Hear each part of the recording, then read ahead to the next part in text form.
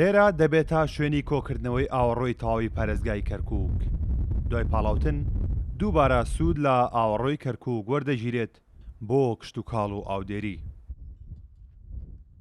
ئیشی ئەم پرۆژەیە ئەو ئاوانە کاگاتە ئێرە تەسفیەیەکە وای لەکە هینە بێ بۆ زەرعات بەکارێنرێ ڕۆژانە 300,000 متر مکعب تەسفیە ئاوەکە خزمەت وەکو بەشی یەکەمی خزمەت بە 870,000 هاوڵاتیەکە لەگەڵ بەشی دووەمیا ئەبێ بە 1,200,000.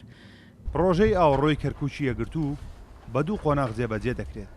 قۆناغی یەکەم دروستکردنی پاڵاوگە و قۆناغی دووەمیش ڕاکێشانی ئاوەڕۆی گەڕەکانی کەرکووکە بۆ پاڵاوگەکە.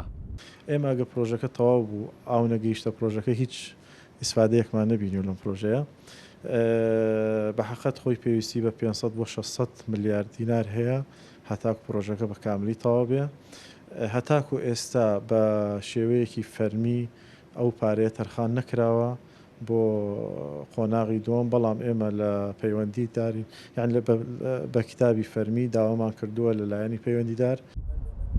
ئەم پرۆژەیە لەسەر ڕووبەری 232 زەوی بە تێچووی 136 ملیارد دینار جێبەجێ دەکرێت.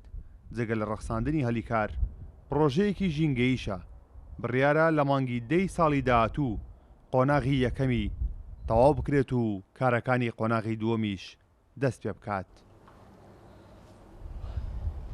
پرۆژەی ئاوەڕۆی کەرکووکی یەگرتوو ساڵی 2012 بڕیار لەسەر جێبەجێکردنی درا و 2019 چووە بواری جێبەجێکردنەوە.